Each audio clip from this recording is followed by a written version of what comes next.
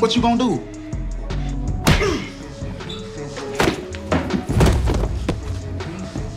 Get The up! Chi Season 7 finale just aired, and let me tell you, I'm still recovering. If you thought you knew how this season was going to end, think again. Jada's shocking death, Alicia's cold-blooded murder, and the twists that had me yelling. At my screen, it was a roller coaster and not the fun kind. I mean, who saw that coming? But honestly, that ending, that left me with more questions than answers. And I've got to break it all down for you. Get ready, because we're diving deep into the madness of it all. Man, when I tell you I saw this coming, I saw it coming from miles away. But still, nothing prepared me for the gut punch of Jada's death. If you've been watching this show, you know Jada wasn't just a character. She was the heart and soul of Chicago, the matriarch, the one holding everyone together. And for her to go out like that, it hit different. Right from the moment Kesha gave birth to her daughter and named her after Jada, I knew it was coming. They wouldn't let her go out with anything less than a bang. Jada's passing isn't just a tragic moment in the show, it's a turning point. Her death is the spark that's going to ignite a shift in Chicago. And I'm not just talking about the streets. I'm talking about the people she left behind. Jada was the one who kept everything real. You know, she was the one who told Emmett to get the hell out of Chicago before it was too late. But he stayed. And I respected that. Emmett's got this fire in him now. And I think we're about to see him take up Jada's mantle. He's serious about cleaning up the streets, and watching him try to make a change, even after losing her, is going to be a damn roller coaster. But here's the thing. Jada didn't just leave a hole in Chicago. She left a blueprint for change. She made sure Kesha got the money to start her own homeschool. And I'll be honest, I think Kesha's going to rise up and be just like her. If the community gets behind her, this could be something real. And I think it's safe to say death won't be in vain. It's going to push people to take action in a way they never have before. Season 8. If you ask me, it's going to be all about the people who are stepping up to take charge. Vic, Tiff, Kesha, Emmett. They're about to change the game. But not just them, we can't forget about the teens. Papa, Kenya, Jake, Bari, Nay, and Kevin, these young folks are the future. And they're going to have a hand in fixing the broken city too. If these characters can come together, we're going to see some real growth. Now, if you thought Jada's death was the biggest gut punch of the season, think again. Alicia's murder came out of nowhere, and I'm still trying to wrap my head around it. I knew someone was going to take her out eventually, but the way she went down, that was some next-level cold-blooded stuff. Let's be real. I never liked Alicia. She was ruthless, selfish, and seemed to always be in the middle of the mess. But even I didn't expect her to go out like this. The fact that Rawson took Nuck's word over everything and shot Alicia without a second thought, that hit me like a ton of bricks. Alicia didn't even get a chance to avenge her son or see her grandbaby. She just died. It wasn't even just the fact that she died, it was the way it happened. Rawson blindly trusting Nuck, a man who's proven time and time again that he's a snake, was beyond stupid. And that final shot, that was just cruel. Alicia never got to make things right, to fix her wrongs, and that's heartbreaking in itself. She was a mess. But damn, she deserved better than that. But here's where it gets even crazier. Shaw's reaction, instead of calling 911 or trying to get some answers, he calls Vic, and the two of them move the damn body to the couch. Like, it's no big deal. What was going through their heads? That scene. It was so stupid. I swear I almost bit my damn fist. What was the plan here? To hide the evidence.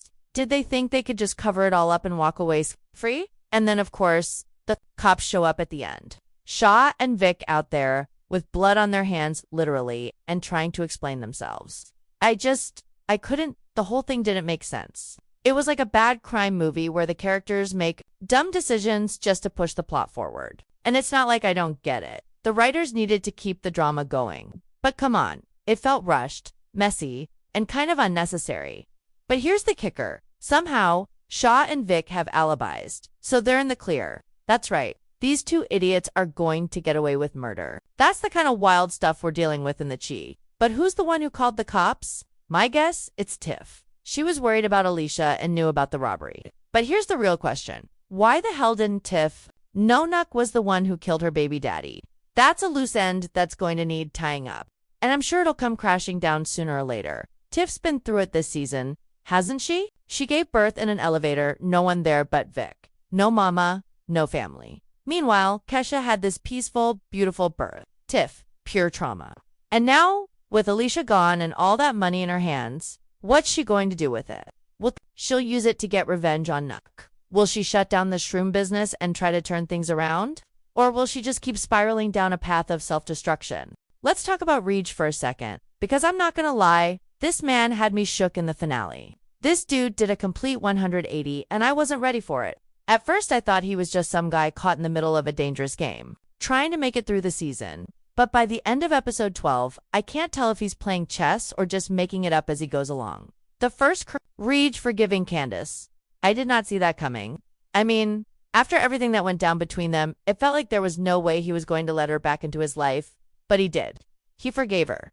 That's love for you, right? But honestly, it felt a little too quick.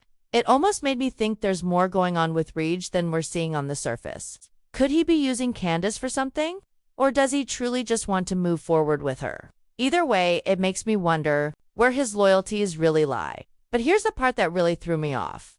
Reej robbing Alicia's place. I'm sitting there watching the episode, waiting for a full-blown face-off. But instead, he sneaks in, hits the safe, and bounces like it's nothing. Hold up, was that even smart?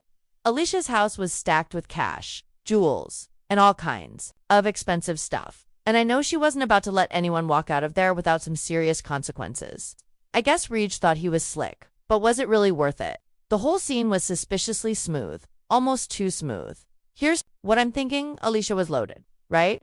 Why didn't she have cameras all over that mansion? If I were her, I'd have security like Fort Knox. So, was it all part of the plan to set Reej up? Was there something he missed in his little heist? Maybe, just maybe, we'll get some flashbacks next season showing us that Alicia was more prepared than anyone thought. But I don't know, I don't think the writers are going to dive that deep into the details. They didn't even bother explaining why Alicia didn't have any security footage. And honestly, I'm not sure they'll ever address it. Still, I don't think Reej is getting caught for this. He's smart, and if he's learned anything, it's how to cover his tracks. The robbery and murder will likely be rolled into one big mess, and knowing the Chi, they're going to let the characters squirm in the aftermath. But I do think this is setting up something bigger for Reej. He's no longer just a player, he's got the potential to be a kingpin. With the way things are going, it looks like he's gearing up for a power play that's going to change the whole dynamic. But here's where things get interesting. With Alicia and Tucson out of the picture, and Rosalind probably not coming back, the war for Chicago is about to go full throttle. Reej and Nuck, these two are headed for a showdown. But the question is, who's really in control? Neither of them is really cut out to be the main villain in this story. Reej is a wild card, and Nuck is just a damn cockroach that won't die. The whole thing feels like a setup for a bigger conflict in Season 8. I'll tell you one thing, though Nuck ain't gonna survive that season. There's no way. He's dodged bullets twice already, and it's clear his luck is about to run out. The writers are just holding on to him for now to create tension. But mark my words, either Reej or Nuck is going down next season. And I'm betting it's going to be Nuck. The real question is, who's going to take his place? Reej, with his loyalty to no one but himself, or someone else entirely? I can't wait to see how this all plays out. The pieces are moving, and it's only a matter of time before the game changes again. Now let's get into Nuck, because this guy is a straight-up enigma. Seriously, how is he still standing after all the dirt he's done? It's like he's got a Teflon coat on. Nothing sticks to him, no matter how much chaos he causes. He's been dodging bullets, manipulating people, and getting away with murder. And I'm sitting here wondering how much longer he can keep pulling this off. Let's rewind to that moment in the first episode of Season 7 when Alicia pulls a gun on him and asks who killed Rob Nuck. Being the slippery character he is, points the finger at Zay and Alicia buys it. Just like that, she's ready to let him off the hook. But here's the thing, Nuck's got a history of lies. He's been pulling the same trick over and over, and somehow it always works. How is this man so good at manipulating people? And how does he always get away with it? Fast forward to the end of Season 7, and Nuck's doing the same thing again. This time, it's Rosalind in his crosshairs. And guess what? She falls for the same story. Same lie, same manipulation. It's like he's got this playbook that nobody can seem to read. It's honestly kind of impressive how he's managed to stay under the radar for this long. But here's the problem. It's only a matter of time before people start waking up. Now. I don't know if the writers are going to keep dragging this out with Nuck, but personally, I'm done with him. He's outlived his usefulness. He's not a real villain, he's just the guy the writers throw in to make things messy. And here's the kicker. I don't think he's going to make it to season 9. The way things are going, it feels like his time is up. He's had his run, but now it's time for him to go. The big question is, who's going to take him down? Ridge, Vic? Or is it going to be someone unexpected, like Tiff? Because, let's be honest, Tiff is holding on to a lot of anger. And the moment she finds out Nuck killed her baby daddy, I wouldn't be surprised if she just snapped. She's been through the ringer. And I don't think she's going to let Nuck slide for much longer. But let's not forget about Rosalind. She's been in Nuck's corner for a while, but I've got a feeling her loyalty to him is about to come crashing down. She's been blindly following his lies, but I can't see her sticking with him when she finally realizes what he's done. The betrayal is coming, and it's going to hit harder than anything Nuck has ever done before. But will it be enough to take him down? Or will Nuck pull some last-minute trick to keep his grip on power? One thing's for sure, Nuck is playing a dangerous game, and sooner or later, it's going to catch up with him. His empire is built on lies, and we all know how that ends. But the real question is, who's going to be the one to bring him down? Season 8 is shaping up to be the ultimate showdown. If Nuck survives, it's only because he's made some deadly alliances. But if not, the power vacuum is going to get wild. And whoever steps up next better be ready to play the game at a whole new level. Alright, here we are. Folks, Season 7's finale left us hanging. But Season 8 is just around the corner, and trust me, it's about to be crazy. All the pieces are in place for a war that's going to tear Chicago apart. And I don't just mean the streets. This is going to get personal. There's so much unfinished business, and I'm here for it. The stakes are higher than ever, and we're about to see some characters step up while others crumble under the pressure. So, what exactly is going to go down in Season 8? Let's break it down. First off, we're looking at a city on the brink. With Jada gone, the power dynamics are shifting. People who have been on the sidelines are now stepping into the spotlight, and it's anyone's game. You've got Emmett, who's finally found his purpose in trying to clean up Chicago. He's not going anywhere. And then there's Kesha, who's starting her own homeschool and taking on a leadership role in the community. You better believe people are going to rally around her if she plays her cards right. But it's not going to be easy. There are forces working against her, forces who want to keep the status quo. Speaking of forces, Ridge is going to be a big player. The dude's been all over the place this season, but now he's got to choose his side. He can't keep playing both sides and expect to come out clean. The war for Chicago is going to be all about alliances. And right now, Ridge doesn't have a solid one. He's got people like Candace and Vic in his corner. But is that enough to stand up to Nuck and his crew? Ridge has got the brains, but does he have the heart to lead a revolution? That's the real question. And with his loyalty constantly being tested, he might just find himself on the wrong side of things. Let's not forget about Vic and Tiff. Their relationship is a ticking time bomb, and the fallout from Alicia's death is going to push them to their limits. Tiff's dealing with a whole lot right now. She's just buried her sister, and now she's got all this money. The temptation to use that power is real. Will she take down Nuck, or will she find another way to take control of her life? Vic, on the other hand, has got a lot of loyalty to the streets. But the man's torn. He's seen the damage firsthand. And there's no way he's walking away from this unscathed. And then there's Nuck. I'm telling you right now, he's not going to last much longer. The way he's been playing the game, he's outlived his usefulness. But he's not going down without a fight. The man's a cockroach, and he's survived way too much to just be wiped off the board. But sooner or later, the truth will catch up with him. Whether it's Ridge, Tiff, or someone else entirely, Nuck's reign is about to come crashing down. And when it does, it's going to shake the foundations of everything.